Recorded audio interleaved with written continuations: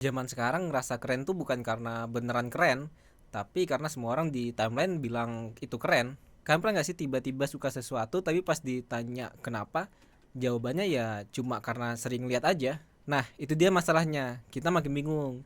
Yang kita suka itu beneran dari kita atau karena algoritma nyodorin itu terus. Tapi makin dipikir-pikir, jangan-jangan kita tuh bukan milih, tapi dipilihin. Bukan nemu, tapi disodorin. Nah, hari ini kita bakal ngebahas siapa sih sebenarnya yang mengatur selera kita. Yuk, sini aku kasih tahu dikit. Beneran pilihan sendiri. Kalian ngerasa nggak sih tiba-tiba kita tuh kayak punya selera yang mirip?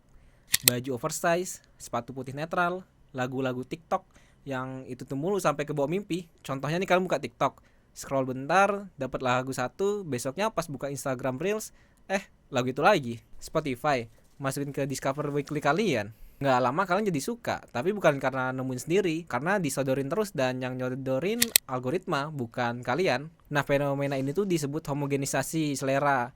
Jadi makin sering kita lihat atau dengar sesuatu, makin kita mikir itu, wah, aku banget nih gitu.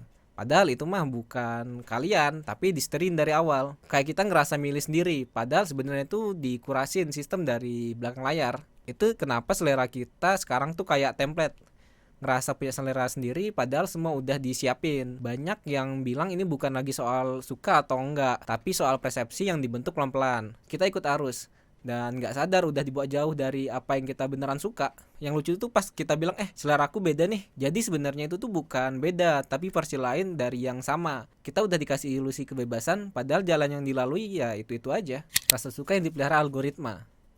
Gini ya, algoritma tuh bukan nyodorin apa yang kalian suka, tapi juga bikin kalian suka sama apa yang dia sodorin. Dilansir dari Tiffany Perkinsman, platform kayak TikTok, Netflix, dan Spotify tuh ngamatin kalian. Bukan cuma kalian nonton apa, tapi kalian berhenti di detik berapa, kalian ulang di bagian mana, kalian skip di bagian mana, semua dicatat. Lama-lama kalian dikurung di bubble konten yang makin lama makin sesuai, tapi justru karena makin pas, kalian makin gak nyadar kalau semuanya tuh lagi dimainin. Kalian kira kalian suka, bisa jadi karena sering lihat doang. Ini namanya more exposure effect. Makin sering kalian lihat, makin suka. Jadi bukan cinta pada pandangan pertama, tapi cinta karena nggak ada pilihan lain. Dan parahnya algoritma bukan cuma ngikutin, tapi juga nyetir arah selera kalian. Jadi bisa aja yang kalian suka sekarang itu karena udah dipupuk pelan-pelan. Dan ironisnya kita malah bangga, padahal itu hasil dari disetir terus-terusan. Dulu kita cari sendiri. Coba ingat zaman dulu, nyari musik tuh kayak petualangan, dengerin radio, nunggu lagu favorit yang nongol, atau ke toko CD, baca-baca cover belakang, terus mutusin beli atau enggak. Dulu tuh ada rasa penasaran, kita cari sendiri, nemuin sendiri. Sekarang buka Spotify, tinggal klik, semuanya udah dikasih. Dan berapa baik dari kita yang masih rajin ngulik musik baru sendiri. Dulu, proses nyari itu bikin kita ngerasa kayak punya ikatan. Kita tahu kenapa kita suka band itu, ya karena pas lagi kita galau, atau karena ada temen yang kenalin. Sekarang, kita suka karena kita dikasih, bukan karena kita nemu. Jadi rasanya lebih datar. Identitas juga jadi beda. Dulu kita bisa cerita, aku suka ini tuh karena bla bla bla bla gitu. Sekarang karena algoritma aku nemu ini. Sekarang itu kita kayak disuapin, udah nggak ada lagi rasa penasaran yang bikin kita selangkah lebih dekat sama hal-hal baru. Kita jadi penikmat pasif, bukan pemburu referensi. Peran media masa dulu-dulu, semua orang nonton TV yang sama, baca majalah yang sama, dengerin radio yang sama. Jadi pas nongkrong ya topiknya nyambung, ada obrolan yang bisa didiskusikan bareng. Diskusi sekarang tiap orang punya timelinenya sendiri. Kalian bisa mikir selera kalian tuh unik banget. Padahal jutaan orang juga dikurung di bubble kayak kalian. Ironis nggak tuh? Dilansir dari Arin 6902, TikTok dan Netflix tuh bukan cuma nyodorin konten, mereka ngatur cara kita nilai konten. Jadi kita bukan cuma berubah selera, tapi juga cara mikir kita ikut digeser. Yang dulu kolektif sekarang tercerai-berai. Kita punya banyak channel, tapi kehilangan ruang ngobrol bareng. Semua viral di bubble masing-masing. Budaya populer sama dengan budaya algoritmik. Hari gini, budaya populer tuh nggak bisa lepas dari algoritma. Lagu viral karena TikTok, outfit rame karena IG Reels. Semua terjadi karena interaksi kecil, nonton 5 detik, nge-like atau nge-share. Dilansir dari TMS Outsource, TikTok tuh jagonya ngelacak pola kalian. Mereka tahu kapan kalian ketawa, kapan kalian ngantuk, dan pakai itu buat ngatur selera kalian. Masalahnya ini bukan cuma buat hiburan, bisa masuk ke cara mikir, belanja, bahkan prinsip hidup kalian. Standar bagus pun berubah. Kalau dulu budaya populer itu dibentuk sama interaksi sosial, sekarang dibentuk dari data. Rasanya cocok, tapi jangan-jangan bukan kita yang milih. Fashion kalian juga disetir. Coba kalian lihat outfit kalian, celana kargo, hoodie oversize, warna netral. Kalian pikir itu karena kalian suka? Atau karena FYP itu ngasih itu terus? Dilansir dari Variant Magazine dan Illustrated Magazine, tren fashion sekarang tuh banyak dipicu dari musisi dan influencer sosial media. Brand kerjasama sama musisi biar kelihatan alami. Kalian lihat, kalian suka, kalian ikutin. Muter terus sampai jadi norma. Visual trend looping bikin satu gaya kayak wajib. Lama-lama kita nggak berani beda karena takut nggak relevan. Padahal gaya personal itu soal ekspresi bukan validasi. Selera kalian dibikin bukan dipilih. Yang serem tuh semua ini tuh berasa kayak pilihan pribadi. Tapi sebenarnya kalian diarahkan. Kalian pikir kalian relate sama satu lagu karena liriknya. Bisa jadi karena algoritma ngejahit semua data kalian biar kalian ngeklik, nonton lama dan mikir itu gue banget. Dilansir dari Kominfo lewat media Indonesia, penting buat ngerti algoritma karena dia bukan cuma ngatur apa yang kalian lihat, tapi juga apa yang kalian percaya. Dan pas semua orang hidup di bubble masing-masing, selera kita tuh jadi homogen. Kita pikir beda, padahal tempatnya sama. Udah diatur. Kalau kita nggak sadar, kita bisa hilang kemampuan buat punya preferensi sendiri. Suka sesuatu karena algoritma mikir itu cocok, bukan karena kita benar-benar suka. Pelan tapi pasti. Bisa nyeret ke pilihan-pilihan hidup yang lain juga. Disuruh suka, kita nurut. Dilansir dari Kompas yang bekerja sama bareng Kominfo buat program literasi digital, sadar nggak sadar kita disuruh suka sama sesuatu dan kita nurut.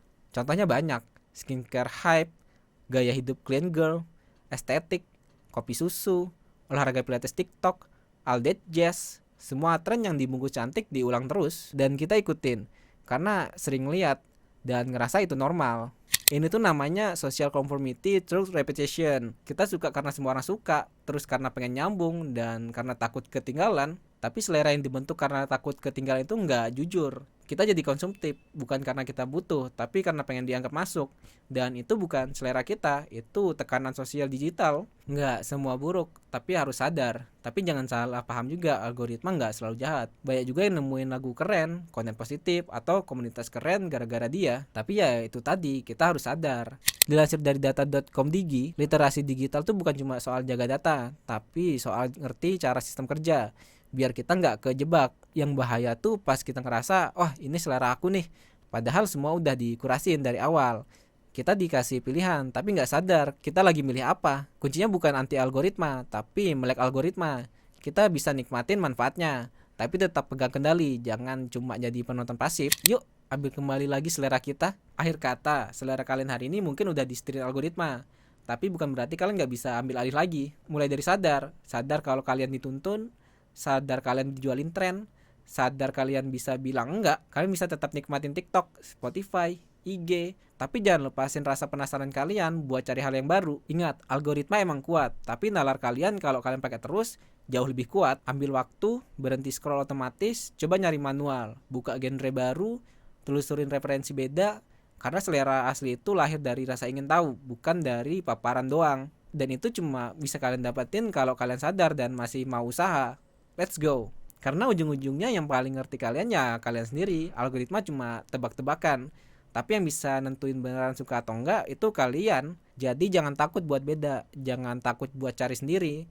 Soalnya selera yang dicari sendiri itu yang paling tahan lama. Yang dibentuk algoritma bisa viral hari ini, hilang besok. Karena pada akhirnya selera itu bagian dari identitas kalian.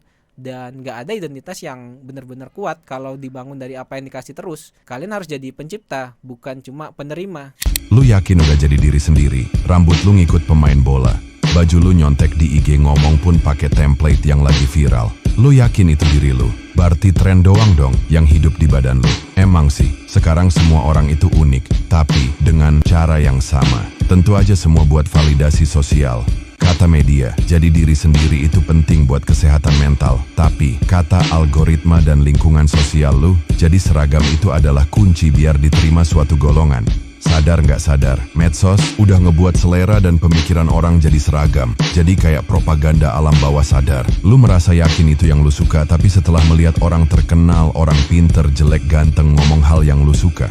Apa nggak cuma nyari validasi itu artinya? Kalau lu terus jadi fotokopi dari orang lain, nanti pas lu hilang arah, yang dicari siapa? Orang yang lu tiru, atau diri lu yang bahkan lu sendiri nggak kenal. Tapi santai aja, jadi diri sendiri itu overrated kok. Lebih penting nyari lighting bagus buat fake life lo. Oke, itu dia sedikit pembahasan kita tentang siapa yang ngatur selera kita. Kalau ada yang mau didiskusikan, boleh ke kolom komentar. Jangan lupa like, comment, and subscribe. Thank you.